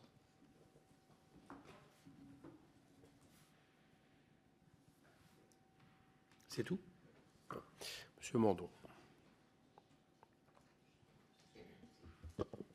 Merci, Monsieur le Président. Oui, je voudrais, écoutez, c'est toujours utile de revenir sur le passé, même récent. Je dois dire que je vous ai beaucoup écouté, notamment sur les derniers éléments d'appréciation par rapport à la nouvelle LOLF. C'est vrai que parfois les gouvernements se donnaient, et les majorités se donnaient cette souplesse, cette agilité peut-être de travailler sur le PLF et en même temps sur un autre texte. Mais en tous les cas, ça crée une réelle instabilité et un manque de visibilité pour les acteurs économiques. Alors, sur les prévisions de recettes, moi, je dois dire que je reste très sceptique dans la mesure où tous les outils qu'on nous cite, quand on n'est pas utilisateur soi-même, qu'on ne les a pas pensés et qu'on a peut-être une mauvaise compréhension de leur utilité. Je suis très prudent parce que j'avoue la pleine incompétence. Je dois dire que sur les projections 2025, est-ce que vous avez été très concrètement actif pour éviter des reproductions d'erreurs? Est-ce que vous avez le sentiment, si vous pouvez nous rappeler ça de manière synthétique, ça peut être utile à ce stade. C'est quoi la question? La question, elle est toute simple. Est-ce que vous pouvez nous rappeler les éléments que vous avez, les décisions que vous avez pu prendre pour qu'on ne retombe pas dans des erreurs pour 2025? Je l'ai posé. Oui, je crois y avoir effectivement répondu. D'abord, je pense qu'il faut toujours être très transparent sur les informations que l'on a à disposition auprès du Parlement. C'est extrêmement important. Je l'ai toujours fait dès le premier jour de ma prise de fonction. Je l'ai fait au fil de l'eau, être très transparent sur l'évolution des recettes, à la hausse ou malheureusement, hélas, parfois à la baisse, les mesures de correction que l'on prend. Donc ça, déjà, je crois que c'est un point extrêmement important. Après, il faut être en capacité à réagir très vite quand il y a des erreurs entre la prévision et le réalisé, quand on les connaît. Il faut travailler avec les administrations pour resserrer beaucoup plus la nécessité de les faire travailler ensemble sur ces sujets et de remonter beaucoup plus régulièrement les informations. Je répète qu'à partir du mois de septembre, nous avions créé ce comité justement des remontées d'informations toutes à pu. Donc ça, c'est très important pour moi. Quand on est ministre des Comptes publics, on a à la fin un solde public. Et en fait, encore une fois, peu vous importe la partie État, la partie Sécu, la partie collectivité. Ça vous importe, vous êtes des commissaires aux finances et qu'on travaille effectivement avec les différentes administrations publiques. Mais à la fin, c'est un déficit public qui doit être lui-même considéré comme étant responsable de ce qui nous fait refinancer notre dette. Donc, ça, c'est le premier point. Le deuxième point, c'est le comité scientifique qu'on a créé avec Antoine Armand, qui est toujours en place, qui a donc rendu ses premières recommandations et ses premières conclusions, et qui, je l'espère, pourra continuer à travailler sous l'autorité des actuels ministres de Bercy. Je vous remercie. Est-ce que, par rapport à ce dernier comité, le comité scientifique, est-ce qu'il dispose de quels moyens dispose-t-il? il dispose de moyens de soutien des administrations à Bercy, notamment de l'inspection générale des finances, mais évidemment aussi du soutien de l'ensemble des administrations concernées, donc la direction générale du Trésor, bien sûr, la DGFiP, la direction du budget, et il le faut aussi, je l'espère, travailler avec les administrations sociales, en cohérence avec ce qu'on se disait tout à l'heure. Donc voilà le cadre de travail qui est celui de ce comité et de ce conseil scientifique. Et si demain, il peut être musclé pour avoir effectivement toujours plus de capacité à croiser les modèles scientifiques avec la connaissance de nos administrations, c'est toujours, je crois, un chemin positif. Mais pour vous, ce comité doit être pérennisé? Oui, et même renforcé, je pense. Autre question sur la dépense locale. On a compris le rôle des calendriers, notamment pour le bloc communal, si je reprends d'ailleurs les termes que vous avez utilisés. Mais derrière tout ça, on est obligé de repenser la relation État-collectivité territoriale. Oui, là, Monsieur Mandon, vous rentrez dans un débat politique sur lequel je m'aventurerai peut-être pas ce matin ici. Surtout que je crois avoir à plusieurs reprises donné ma position. Oui, effectivement, la relation entre l'État et les collectivités, notamment d'un point de vue fiscal, mais pas que, aussi d'un point de vue des compétences, est un grand sujet complexe, qui nécessite un débat politique, je crois, global. La seule chose que je vais vous dire, puisque je ne crois pas être dans ma compétence en répondant à ça ce matin, c'est qu'il y a deux rapports que je trouve de très bonne qualité. Premièrement, celui d'Éric Woerth, deuxièmement, celui de Boris Ravignon. Et une mission avait été confiée d'ailleurs, signée par moi-même et par Catherine Vautrin à Boris Ravignon, pour faire une saison 2, justement avec Éric Woerth, de ce travail, de repenser non seulement les enjeux de finances locales, mais pas que, au-delà de la relation entre l'État et les collectivités. Mais bien sûr que c'est les sujets de décentralisation, les sujets de compétences et donc les sujets de financement des collectivités, que ce soit par fiscalité propre ou pas, l'autonomie fiscale versus l'autonomie financière, tous ces débats-là sont des débats évidemment extrêmement importants dans notre pays. Voilà. Mais je n'aurai pas la prétention d'y répondre ce matin, et encore moins dans ce cadre-là. Mais ce n'était pas mon intention, mais je vous remercie de cet apport. J'avais une question peut-être un peu plus transversale. Finalement, dans la situation d'urgence que vous avez eu à gérer, le temps très contraint, quelle appréciation vous portez par rapport à votre marge d'action comme ministre sur un sujet aussi délicat que celui-ci et sur une fin d'exercice? Ce qui est vrai, c'est que le calendrier pour construire le budget était plus court, beaucoup plus court, qu'à l'accoutumée. Heureusement, et je le dis vraiment sincèrement, heureusement que les lettres plafond avaient été préparées par le gouvernement précédent. Ça avait permis quand même d'envoyer un certain nombre de cadres aux administrations des ministères concernés, d'anticiper, et nous nous sommes basés sur ces lettres plafond qui prévoyaient une économie de 15 milliards d'euros. Nous en avons rajouté 5 pour atteindre un quantum sur le budget de l'État d'économie de 20 milliards d'euros à ce moment-là. Sur la partie fiscale, nous l'avons construite effectivement intégralement, avec un délai très court. Mais sur la question qui est la vôtre de savoir quelle est la marge de manœuvre, si je reprends vos termes du ministre là-dessus, c'est celle du ministre du Budget et des Comptes Publics, évidemment en lien permanent avec le ministre des Finances, et évidemment sous l'autorité du Premier ministre, de façon très classique. Pendant l'examen du budget, je n'ai pas souffert d'incapacité de proposition, de prise de décision, d'orientation.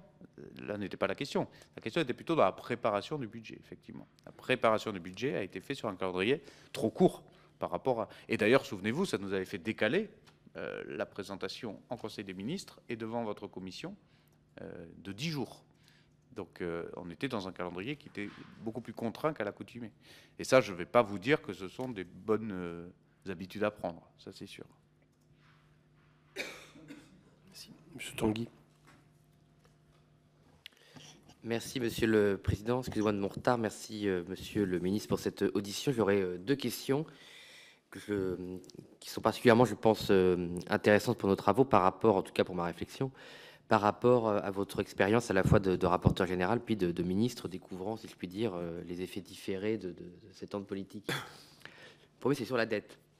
je pose de manière très récurrente la question de la hausse des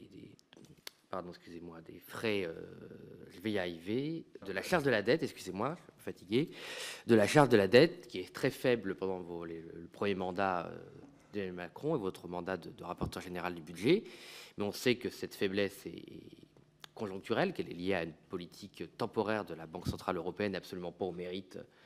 D'ailleurs, c'est pas les vôtres, c'est l'héritage pour le coup vous avez des mandats précédents, mais que ça va cesser. Et en fait, dans les différentes auditions que l'on a faites, je ne sais pas si vous avez vu, chaque fois que je pose cette question de est-ce qu'il existait à Bercy un plan de sortie, ou, à défaut d'un plan de sortie, au moins une réflexion autour de la temporalité de ces taux d'intérêt bas et qu'il fallait un jour en sortir et que le jour où on en sortirait, évidemment, sans aller d'ailleurs à des taux très hauts, puisqu'en fait on reste à des taux qui sont historiquement moyens sur la longue durée, bon, bah, la charge de la dette passerait de 15-20 à 40, puis 60, et puis malheureusement ensuite à 80 milliards si on ne fait rien.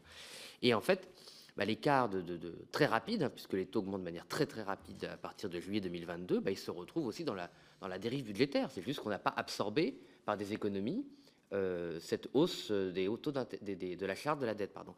Donc est-ce que vous, de votre point de vue ministre, quand vous arrivez, est-ce que c'est une question dont on vous parle? Parce qu'on a l'impression que c'était vraiment un non-sujet. Est-ce qu'il y avait des choses qui avaient été prévues?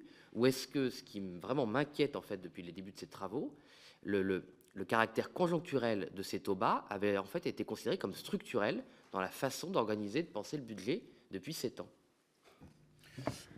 Bon, vous me posez une question sur laquelle je ne peux pas avoir une réponse complète parce que ce sont sur des périodes dans lesquelles j'étais pas en exercice pour beaucoup. Ce qui est vrai, c'est que l'anticipation de la hausse des taux a quand même eu lieu. Elle a été anticipée dans les prévisions d'augmentation du service de la dette. Est-ce qu'elle a été au bon niveau? Ça, il faudrait regarder précisément sur les différents exercices budgétaires, mais elle a été anticipée. Elle n'a pas été ignorée. En revanche, là où vous avez parfaitement raison, c'est que moi je me souviens quand j'étais rapporteur du budget, on avait une charge de la dette dans le budget 2021 de mémoire. On était un peu en dessous de 30 et on allait vers une tendance en dessous de 20. Ça allait très vite. On gagnait de l'argent en empruntant. Et donc j'avais fait un rapport sur la dette d'ailleurs à l'époque là-dessus, en alertant sur le côté un peu addictif de l'emprunt à taux négatif pour pouvoir financer des politiques publiques de relance nécessaires, mais qu'il nous fallait anticiper effectivement la fin d'une politique de quantitative easing particulièrement offensive, nécessaire en ce temps-là, mais qui ne pouvait pas durer éternellement. Et donc vous avez parfaitement raison dans votre propos, il y a eu un retournement des taux qui était anticipé. Vous avez aussi raison de dire que les taux ne sont pas particulièrement élevés, c'est pas vrai, ils sont beaucoup moins élevés qu'aux États-Unis par exemple ou au Royaume-Uni. En revanche, sur notre budget de l'État, à partir du moment où structurellement on est déjà déficitaire, eh bien oui, ça vous crée une aggravation de votre déficit chronique qui est trop importante. Et donc quand nous avons présenté le budget le 10 octobre 2024, en 2025, je l'ai dit, il y a une part trop importante de notre budget d'État qui est consacrée au remboursement des intérêts de la dette. C'était à l'époque, je crois, le deuxième budget, si je ne dis pas de bêtises. Si on continue comme ça, il peut passer premier. Il peut passer premier. Et donc, la réduction de la dépense publique, la capacité à être plus efficient en termes de dépenses publiques, ce n'est pas qu'une question morale et politique, c'est aussi une question de réalisme par rapport à ce que nous coûte aujourd'hui notre dette. Et c'est-à-dire que plus nous creusons notre déficit, plus nous aggravons ce problème-là. Et donc, réduire le déficit, c'est d'abord se donner les meilleurs moyens de ne pas consacrer trop d'argent au remboursement des intérêts de la dette. Et puis c'est surtout, à moyen et long terme, se protéger justement de ces chocs de taux que je citais régulièrement.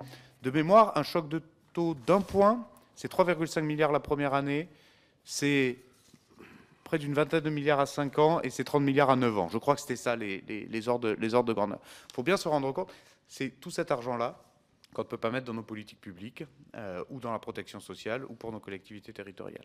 Donc l'anticiper, oui, ça a été fait. Est-ce que ça doit devenir un débat central au Parlement et dans notre pays? Moi, politiquement, je crois que oui.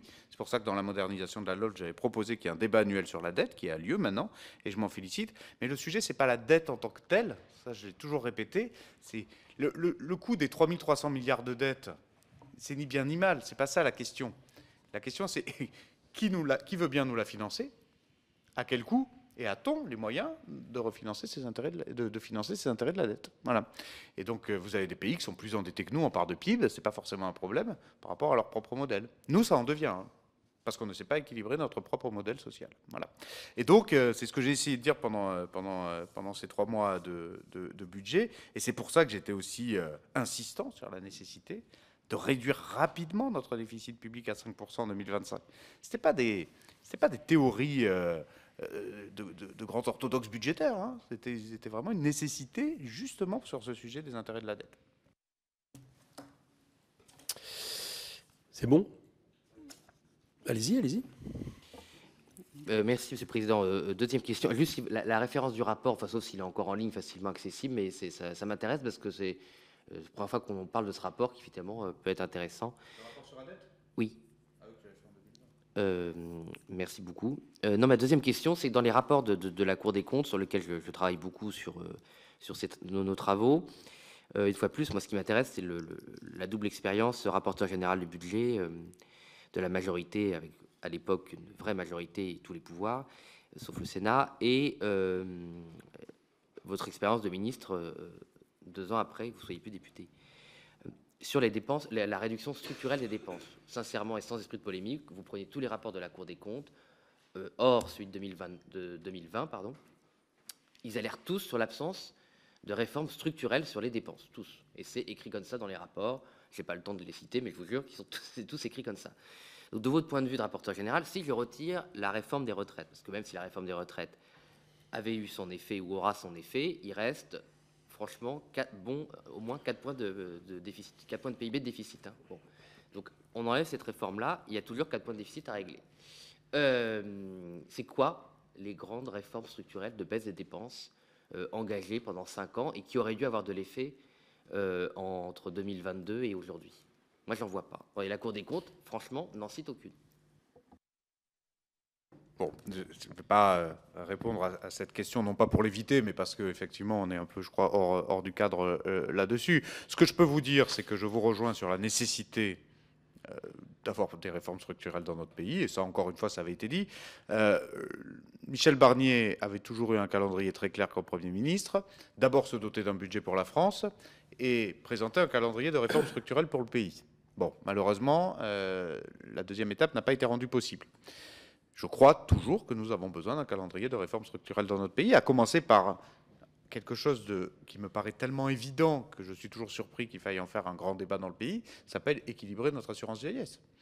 Et quand je vois un certain nombre de groupes politiques, dont le vôtre, qui veut revenir sur une réforme des retraites qui, pardon, est une réforme structurelle de premier niveau, qui est une réforme structurelle permettant de commencer à équilibrer les comptes, qui ne va pas au bout, mais qui commence à équilibrer les comptes, eh bien, je me dis qu'on est encore très loin. Donc on a besoin, effectivement, il y a eu d'autres réformes structurelles qui ont été faites par les gouvernements précédents, je pense notamment aux différents décrets qui ont été pris sur la réforme de l'assurance chômage, par exemple, et il y a eu un certain nombre d'autres réformes. On pourrait revenir au tout début du premier mandat d'Emmanuel Macron, par exemple, sur les réformes sur le logement, sur les réformes sur le travail, qui ont permis de faire des économies et d'avoir une action publique renforcée, mais ça serait un débat large là-dessus.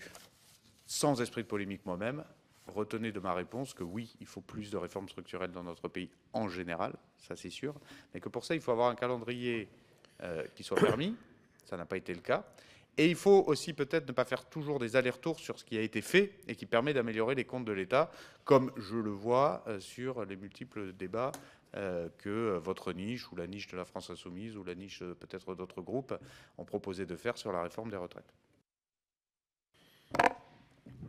Bah pour ça, il faudrait que ça ait été voté un jour. Il y a quand même la liberté des parlementaires de revenir sur une décision qui n'a pas été votée, Monsieur le Ministre.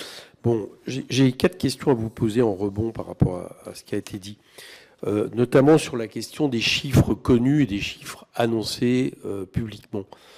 Le 16 février, il y a une note du Trésor qui indique que pour 2023, le solde va être de moins 5,6 et que la prévision sera de moins 5,7% pour 2024. Le 18 février, Bruno Le Maire devant TF1 annonce moins 4,4, maintient ce chiffre, et 2 jours après, Thomas Cazenave le fera. Quand on a parlé à Bruno Le Maire, sa réflexion a été de nous dire je ne vais pas à ce moment-là annoncer le chiffre que me donne la direction du Trésor, parce que ça voudrait dire que je renonce à la réduction du déficit à 4,4. Bon, soit. Je remarque juste que, vu que la réduction des déficits annoncée par la note du Trésor du 16 février tenait déjà compte de l'annulation des crédits qui avait été faite et qu'aucune autre décision était prise concrètement pour ça, de facto, on peut estimer que c'est plus de la méthode Coué qu'autre chose. Mais il l'assume, pourquoi pas. Moi, ma question, j'ai posé la question à Michel Barnier, qui en gros, sur cette différenciation entre ce qu'on annonce et ce qu'on connaît, de manière, quand c'est pas des estimations, mais c'est des choses concrètes, lui expliquait qu'il était pour que, une fois que c'était bien vérifié, les ministres annoncent la vérité, quitte même après à dire on veut essayer de l'éviter, mais annoncent la vérité. Vous, quelle est votre position là-dessus? Qu'est-ce que vous pensez de la méthode de faire? Sur la transparence des chiffres qui sont remontés? Oui, c'est-à-dire sur comment vous voyez la chose. Bon, vous n'avez pas eu trop de temps de continuer à être ministre, enfin, ministre des Finances, bien sûr, vous l'êtes toujours. Mais vous voyez ça comment, vous? Je crois. Ça m'intéresse d'avoir votre. Oui, j'espère avoir répondu dans mon propos liminaire. Rien en soi ne m'obligeait, quand je suis venu devant la commission des finances, je ne sais plus quel jour c'était, le 25 ou le 29 septembre. Donc vraiment au tout début, vous vous souvenez, c'était votre toute première. J'ai 3 jours qu'on était ministre avec Antoine Armand. Rien ne m'obligeait de venir avec effectivement ces premières prévisions. J'aurais pu les garder pour le PLF, etc. J'ai tout de suite voulu dire que le déficit tel que nous on avait ces informations risquait d'être autour de 6%. Voilà. Parce que pour moi, c'était la condition de travail nécessaire avec l'ensemble de la représentation nationale et au-delà du pays pour pouvoir présenter un budget dans un contexte et dans un cadre qui devait être clair. Voilà. Donc moi, je suis évidemment... Mais à nouveau, c'était parce que j'avais des informations qui étaient celles-ci à ce moment-là. Je ne les aurais pas eues début septembre, puisque ces notes du Trésor n'existaient pas à ce moment-là. Voilà. Donc moi je suis pour, et je l'ai toujours été parce que peut-être j'ai été moi-même rapporteur général du budget, que j'ai toujours été très soucieux de la transparence et de la transmission d'informations du gouvernement vers le Parlement. Je pense que c'est un gage de qualité de travail et un gage aussi pour le gouvernement lui-même de capacité de conviction de ses propres décisions politiques derrière. Nous avons besoin d'être d'accord sur le cadre de travail. Et donc, dès que j'ai reçu ce cadre-là, comme Michel Barnier l'a fait, dès qu'il l'a reçu, on vous l'a transmis, on vous l'a exposé. Donc moi, je suis plutôt, effectivement, toujours favorable à transmettre les informations dès qu'elles sont connues. Et je reviens sur l'exemple du 1,2 milliard d'euros de dérapage des comptes sociaux, le soir même, avant même que la décision définitive de correction soit prise, le soir même, j'ai pris mon téléphone et j'ai appelé l'ensemble des commissions concernées. D'abord les affaires sociales parce que c'était un sujet PLFSS, mais j'ai proposé à toutes les commissions d'avoir ce niveau d'information-là. Ok. Est-ce que vous pensez que les notes de Trésor devraient être transmises de manière plus importante, au moins par exemple au président de commission des finances, au rapporteur? Non, là aussi, c'est un sujet que j'avais bien travaillé dans la révision de la LOLF. Je crois que le droit est bien fait, le droit organique est bien fait. Vous avez des pouvoirs comme président, comme rapporteur général et comme rapporteurs spéciaux qui sont tout à fait légitimes et, à mon avis, suffisants. Ce qui compte, c'est de respecter la séparation des pouvoirs dans le calendrier qui est aujourd'hui celui prévu justement par le législateur organique. Et je crois que cela doit rester en l'état, c'est-à-dire capacité à avoir les informations en temps voulu, et puis que l'exécutif puisse préparer en amont le travail qui est le sien, c'est-à-dire celui de proposer au Parlement, à travers un projet de loi, des décisions qui seront celles appliquées si le Parlement convient. Je reviens souvent à cette épure-là.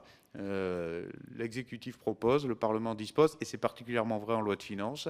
Et après, le travail de contrôle, il est bien encadré, je crois, et par la Constitution et par la LOLF. Je crois qu'aujourd'hui, on a un texte qui me paraît très satisfaisant en l'état.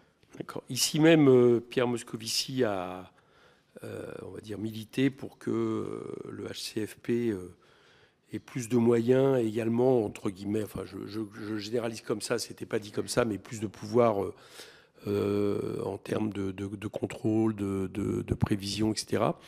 Est-ce que vous ne pensez pas que ça devrait être le cas pour le Parlement? Est-ce qu'on ne devrait pas être plus outillé, plus armé là-dessus? Le Parlement, à mon sens, doit être plus outillé sur l'évaluation des politiques publiques. Ça, je ne sais pas si vous ferez, par exemple, le printemps de l'évaluation, j'imagine que oui, cette année-là. Mais pour moi, il faut, ça aussi c'est une conviction de longue date, quand j'étais parlementaire, il faut que le Parlement soit plus musclé dans sa capacité d'évaluer les politiques publiques. Ça, c'est très clair. Parce que de la bonne évaluation, derrière, s'améliore la capacité d'autorisation. C'est vraiment, c'est le cercle vertueux qu'il faut absolument réussir à engager. Et il faudrait même passer plus de temps à évaluer qu'à autoriser. Ça, j'en suis profondément convaincu. Franchement, on autorise bien, notamment dans les missions, on autorise bien quand on sait exactement comment ont été exécutées l'année d'avant ces mêmes missions. Or, je trouve, à titre perso, qu'on fait trop de débats politiques autour des missions et pas assez de débats de soucis de bonne exécution. Je ne dis pas que le Parlement doit devenir une chambre purement technique, elle doit rester une chambre qui mélange technique et politique.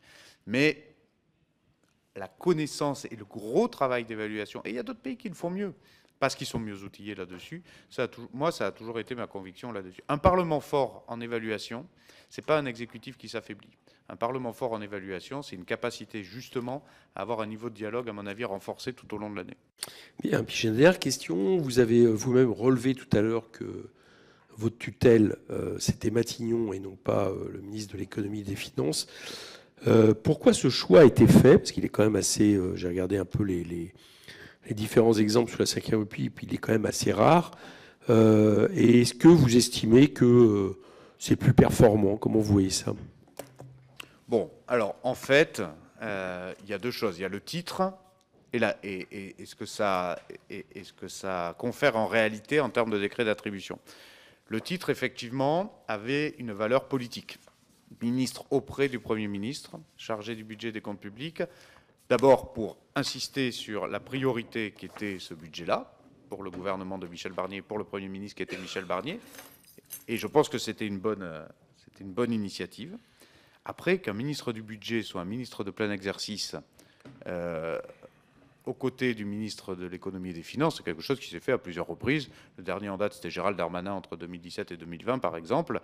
Et donc ça, c'est pas quelque chose de particulièrement innovant. Ça arrive régulièrement sous la Ve République. Puis parfois, c'est le choix d'un ministre délégué. Bon, ça, c'est la composition d'un gouvernement qui est souveraine auprès du Premier ministre et du Président de la République.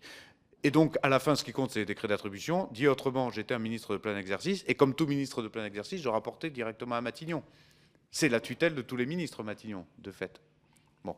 Et donc, ça n'avait pas d'incidence de fonctionnement différent par rapport à un ministre de plein exercice en charge du budget et des comptes publics. Par contre, la valeur symbolique et la valeur politique que créait le titre de ministre auprès du Premier ministre avait, je crois, son importance. Ok. Monsieur le rapporteur, vous avez des questions supplémentaires. Merci, monsieur le ministre. Merci.